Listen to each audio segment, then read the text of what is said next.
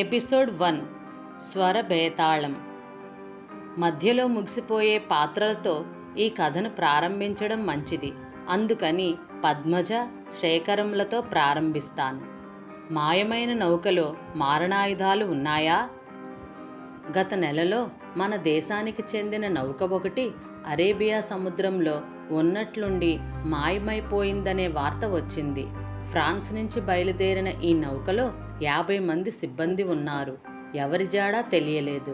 ఈ విషయమై ప్రభుత్వాన్ని ప్రశ్నించగా అది ప్రయాణయోగ్యం కాని నౌకని, బహుశా నడి సముద్రంలో మునిగిపోయి ఉంటుందని ప్రభుత్వం సమాధానమిచ్చింది. అయితే ఈ నౌకలో ఉన్నది కేవలం కొన్ని ఇంజనీరింగ్ పరికరాలు మాత్రమే అన్న వార్త అబద్ధం అని విశ్వసనీయ వర్గాల ద్వారా తెలియవచ్చింది. ఈ నౌకలో మిలిటరీకి సంబంధించిన యుద్ధ పరికరాలు ఉన్నాయని, బహుశా ఈ నౌక దారి మళ్లింపబడి ఉండవచ్చునని ఒక వార్త. అదే నిజమైన పక్షంలో ఇది తీసిపారేయాల్సిన విషయం కాదు. ఇప్పటికే దేశం అల్లకల్లోలంగా ఉంది. ఈ ఆయుధాలు వాడకూడని వాళ్ల చేతిలో పడితే దేశం అరాచకమైపోతుందనడంలో సందేహం లేదు. ప్రభుత్వం వెంటనే ఈ విషయమై దర్యాప్తు చేయించాలని మీ పత్రిక ద్వారా విన్నవించుకుంటున్నాం. చేతిలో పుస్తకం పక్కన పెట్టి ఫోన్ తీసి నంబర్ డయల్ చేసింది పద్మజ. సోమశేఖరం హియర్ అవతల నుంచి వినిపించగానే, ఒక్కసారి ఇక్కడకు రాగలరా అని అడిగింది. ఇప్పుడే వస్తున్నాను, ఫోన్ పెట్టేశాడు. రిసీవర్ క్రెడిల్ మీదుంచి ఆలోచనలో పడింది పద్మజ. భారతదేశం అంటే పుణ్యభూమి అని, పొద్దున్న లేచింది మొదలు రాత్రి పడుకునే వరకు ప్రతి పనికి దైవస్మృతి చేసుకునే ప్రజలున్న ధర్మభూమి అని గొప్పగా చెప్పుకుంటాం. ప్రతి వీధికి ఒక గుడి, ప్రతి గుడికి ఒక్కో దేవుడు వెలసిన దేశం. పండుగ వచ్చిందంటే ప్రతి పుణ్యస్థలంలోనూ జనం కిటకిటలాడుతూ ఉంటారు. 15 రోజులకో పండుగ వస్తూనే ఉంటుంది. ఇంతటి దైవభక్తి, పాపభీతి ఉన్న ఈ కర్మభూమిలో రోజురోజుకి ఇన్ని ఆకృత్యాలు జరుగుతున్నాయి. ఎందువల్ల? లోపం ఎక్కడుంది? తలుపు మీద ఠక్ ఠక్మని 2 సార్లు చెప్పుడవడంతో ఆ ఆలోచనల్లోంచి బయటపడింది పద్మజ. కమిన్. లోపలికి వచ్చాడు సోమశేఖరం. అతడి దృష్టి టేబుల్ మీదున్న ఫైలు మీద, పుస్తకం మీద పడింది. అయితే మీరు చూశారన్నమాట. నేనే ఫోన్ చేసి చెప్దామనుకున్నాను. వచ్చి ఎదురుగా కుర్చీలో కూర్చుంటూ అన్నాడు. వీళ్ళకి వార్త ఎలా అంది ఉంటుంది? మన డిపార్ట్మెంట్లో తప్ప వేరే వాళ్లకు తెలిసే అవకాశం లేదే అడిగింది. ఏముంది, ప్రతిదానికి ఒక ధర ఉంటుంది. ఈ రోజుల్లో డబ్బుకు అమ్ముడుపోని వస్తువు లేదు మార్కెట్లో. అన్నిటికన్నా త్వరగా అమ్ముడుపోయేదే మనిషి. రిపోర్ట్ ఏమైనా వచ్చిందా? ఆ సమయాలలో చుట్టుపక్కల ప్రయాణం చేసిన నౌకల గురించి విచారిస్తే ఒకే ఒక నౌక ఆ ప్రాంతంలో కనిపించినట్లు జపాన్ దేశ విమాన పైలట్ చెప్పాడు. కానీ దాని మీద ఎలాంటి పేరు కనిపించలేదట. అంటే అది? ప్రశ్నార్థకంగా ఆపేసింది పద్మజ. అయి ఉండొచ్చు. నౌకలో సరుకు గురించి చాలా రహస్యంగా ఉంచబడింది.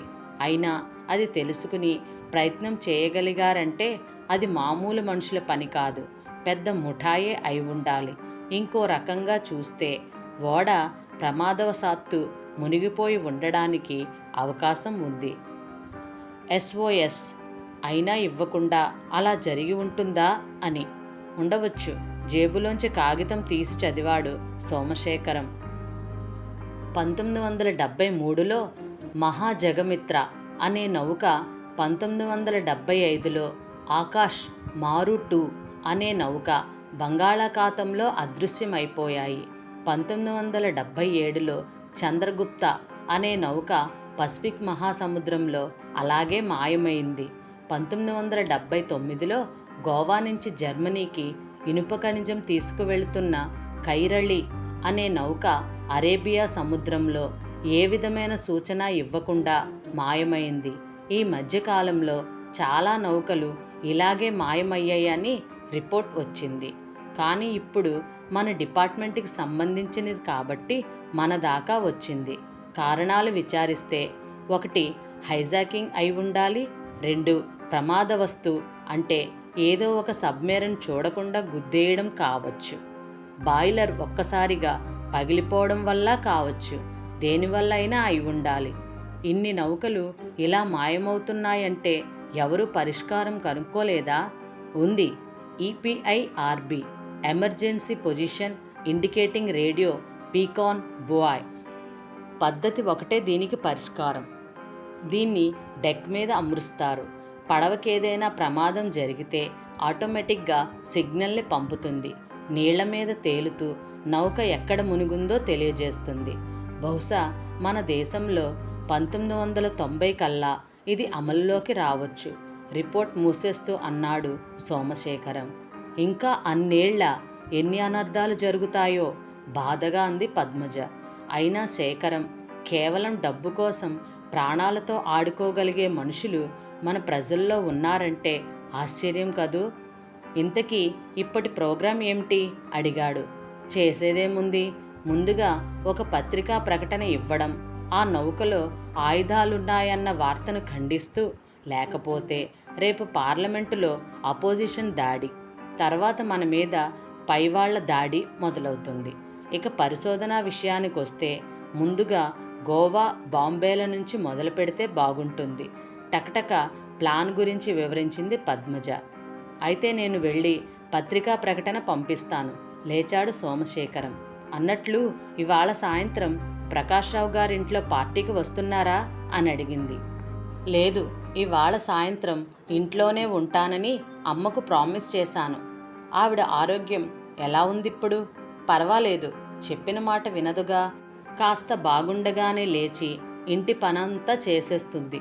పోనీ పెళ్లి చేసుకోరాదు? ఆవిడ సంతోషిస్తుంది, మీకు భారం తగ్గుతుంది. భలేవారే, అప్పుడు ఉద్యోగం మానేయాల్సి వస్తుంది. దేనికి? మరి ఇద్దరి కోరికలు తీరుస్తుండాలి కదా. పద్మజ నవ్వేసింది. అతడు ఆగి ఏదో చెప్పబోయి మనసు మార్చుకుని వెళ్ళిపోయాడు. ఒక పని చేయడానికి ఒక్క క్షణం తటపటాయిస్తే జీవితంలో ప్రతి క్షణము ఒక్కోసారి విచారించవలసి వస్తుంది. రామయ్య, అమ్మా, హిమజ వస్తే చెప్పు, నేను ప్రకాశం గారింటికి పార్టీకి వెళ్ళానని. వస్తానంటే రమ్మను, ఇద్దరం కలిసి తిరిగి వస్తాం అంది హిమజ, ఆమె చెల్లెలు. అలాగేనమ్మా. సాయంత్రం 7 దాటింది. ఇప్పటికే ఆలస్యమైపోయింది అనుకుంటూ బయలుదేరింది పద్మజ. ప్రకాశ్రావు ఒకప్పుడు ఆమెకు పై అధికారే కాకుండా కుటుంబ స్నేహితుడు కూడా. తండ్రి పోయినప్పుడు ఆస్తి వ్యవహారాలన్నీ చక్కబెట్టింది ఆయనే. రిటైర్ అయినా ఏ విషయంలోనైనా సలహా కావాలంటే ఆయన దగ్గరికే వెళ్తూ ఉంటుంది పద్మజ. ఈ మధ్య పార్టీలకు వెళ్ళాలంటే విసుగ్గా ఉంటుంది. వెళ్ళినప్పటి నుంచి తల్లి తండ్రి లేని తమకు పెళ్ళిళ్ళు చేయాల్సిన బాధ్యత తమ మీదే ఉందన్నట్లుగా మాట్లాడతారు అందరూ. వెళ్ళకపోయినా బాగుండదు. పెళ్లి చేసుకోకూడదనేం కాదు కానీ ఈ విషయం గురించి ఆలోచించలేదు ఇంతవరకు. ఇవాళ ఎంతమంది ప్రశ్నలు ఎదుర్కోవాలో అనుకుంటూ కారు పార్క్ చేసింది పద్మజ. అప్పటికే పార్టీ మొదలైనట్లుంది. అంతా హడావిడిగా ఉంది. హెల్లో పద్మ, ఒక్కదానివే వచ్చావే, హిమజ రాలేదా? మిస్సెస్ ప్రకాశ్రావు పలకరించింది. లేదాంటీ, దానికోసమే చూసి ఆలస్యమైంది. రాధా వాళ్ళేరి? చుట్టూ చూస్తూ అడిగింది. ఇక్కడే ఉండాలమ్మా, చూడు. మరెవరో అతిథులు రావడంతో హడావిడిగా వెళ్ళిపోయిందావిడ. హాలంతా కలియజూసింది పద్మ. రాధ ఒక పెద్ద గుంపులో నిలబడి సీరియస్గా వాదిస్తోంది. అటువైపు నడిచింది పద్మజ. హలో పద్మ, ఏమిటి కనిపించడం మానేశావు? మధ్యలో డాక్టర్ రామకృష్ణ అడ్డుపడ్డాడు. హలో అంకుల్, మీకోసమే చూస్తున్నాను. మీరిచ్చిన టాబ్లెట్లు బాగా పనిచేస్తున్నాయి. హాయిగా నిద్రపోతున్నాను. అలా అని అలవాటు చేసుకోకు. అయినా ఆఫీస్ విషయాల గురించి అంత టెన్షన్ పనికిరాదమ్మా. ఆ విషయాలు ఆఫీసులోనే మర్చిపోతూ ఉండాలి. పద్మక్క, వచ్చావా? నీకోసమే చూస్తున్నాను. ఒకసారి ఇటురా. మన పరువు కాపాడాలి నువ్వీవేళ. సారీ అంకుల్ అని రామకృష్ణతో చెప్పి పద్మజని హడావిడిగా లాక్కెళ్ళింది రాధ. అక్కడ అమ్మాయిలు అబ్బాయిలు కలిసి ఒక 10 మంది దాకా ఉన్నారు. చూడక్క, ఆడవాళ్లకు బుర్ర ఉండదంటూ జోక్స్ వేస్తున్నారిక్కడ. ఇక మొదలు పెట్టండి, ధీమాగా అంది రాధ.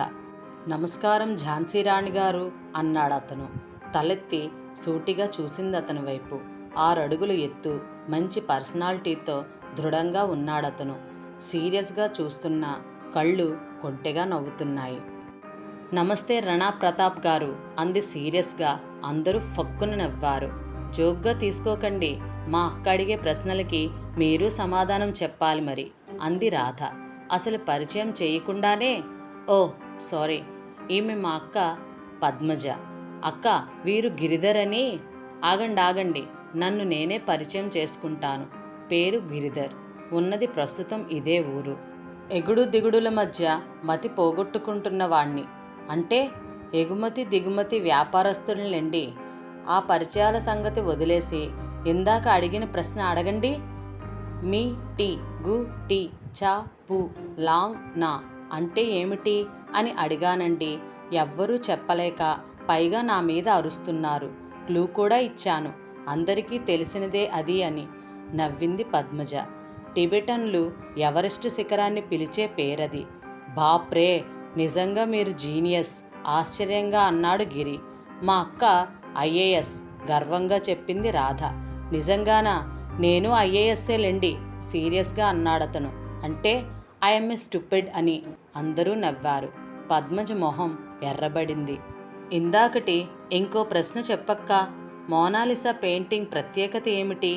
ఆమె చిరునవ్వు తప్ప ఇంకేముందో నువ్వే చెప్పు. ఇంకేదో ప్రత్యేకత ఉంది, మీరు సరిగ్గా చూస్తే అంటున్నారు ఈయన. మోనాలిసాకు కనుబొమ్మలు లేవు. ఆ రోజుల్లో అదొక ఫ్యాషన్. అసలు ఆమె బొమ్మ వేసినప్పుడు ఆమె భర్తకు నచ్చక ఆ పెయింటింగ్ తీసుకెళ్లలేదట. అప్పుడు ఆ దేశ యువరాజు దాన్ని కొనుక్కుని బాత్రూంలో తగిలించుకున్నాడట చెప్పింది పద్మజ. అందరూ నిశ్శబ్దంగా అయిపోయారు. నిజంగా అన్నిసార్లు ఆ బొమ్మను చూసినా ఈ విషయాన్ని గమనించలేదెప్పుడు. గిరి పెద్దగా నవ్వి చప్పట్లు కొట్టడంతో అందరూ చేతులు కలిపారు. ఇప్పుడు నువ్వో ప్రశ్న వెయ్యక్క, చూద్దాం అంది ఉత్సాహంగా రాధ. వద్దులే, నవ్వేసింది పద్మజ.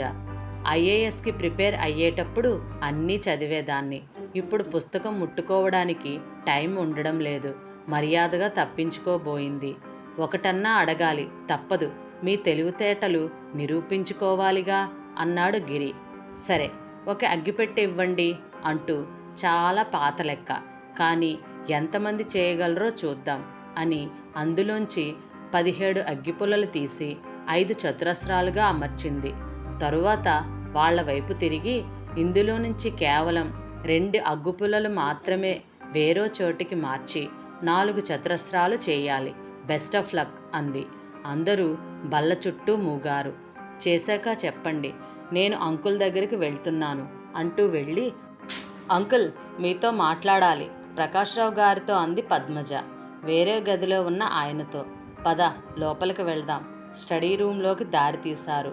చెప్పు, మళ్ళీ ఏం సమస్య వచ్చి పడింది? సోఫాలో కూర్చుంటూ అన్నారు. లార్కిన్ బ్రదర్స్ విషయం బయటపడ్డాక చాలా జాగ్రత్త పడుతున్నాం అంకుల్. డిపార్ట్మెంట్లో తప్ప మరెవ్వరికీ ఎలాంటి ఇన్ఫర్మేషన్ తెలియకుండా చూస్తున్నాం. అయినా కొన్ని సీక్రెట్స్ బయటపడుతున్నట్లు అనుమానంగా ఉంది. నౌక విషయం చెప్పింది. నీ ప్లాన్ ఏమిటి అడిగారు. వివరించింది పద్మజ. బాగానే ఉంది కానీ ఎవరు చూస్తున్నారు?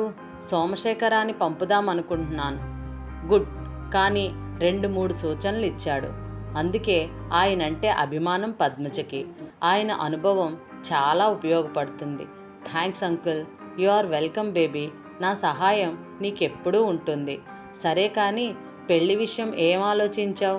సంబంధం చూడనా అడిగారు. త్వరలోనే చెప్తాను అంకుల్ అంటూ బయటకొచ్చింది. సమాధానం దొరికిందా? పక్కకు వచ్చి సీక్రెట్గా అడిగాడు గిరి. ఆమె రూంలోంచి బయటకు రాగానే దేనికి? ఒక్క క్షణం ఆమెకు అర్థం కాలేదు. స్టడీ రూంలో అంతసేపుంటే అసలు సమాధానం మీకు తెలియదేమో, వెతుకుతున్నారేమో అనుకుంటున్నాను. అదా? తేలిగ్గా నవ్వేసింది. సమాధానం నాకు ముందే తెలుసు. అక్కడ పుస్తకాల్లో దొరుకుతుందనుకుంటే వెళ్ళి వెతకండి, నాకు అభ్యంతరం లేదు. ఏమిటోనండి, ఇవాళ బుర్ర సరిగా పనిచేయడం లేదు. తెలివితేటలన్నీ హరించిపోయే అనిపిస్తుంది. పోనీ ఈసారి కాస్త మతిని దిగుమతి చేసుకోండి. తెప్పించుకోవడం దేనికి? ఇక్కడే దొరుకుతుందిగా. అతను చూపులని తట్టుకోలేక తల తిప్పుకుంది పద్మజ. డిన్నర్ రెడీ అనుకుంటాను, పదండి అని మాట మార్చింది.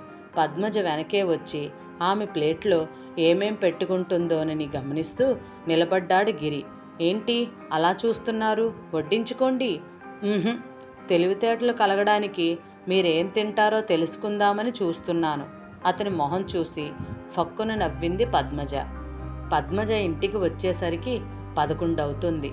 హాల్లోనే కూర్చుంది హిమజ. ఎప్పుడొచ్చావు? పార్టీకి రాలేదే? కళాభవన్లో నేపాల్ బొమ్మల ప్రదర్శన మీద ఆర్టికల్స్ తయారు చేస్తున్నానక్క, అక్కడే ఆలస్యం అయిపోయింది అంది హిమజ. ఫోన్ మోగింది. ఈ టైంలో ఎవరు? సోమశేఖరమా? సాలోచనగా ఫోన్ తీసింది పద్మజ. హలో జీనియస్, అవతల వైపు నుంచి వినిపించింది.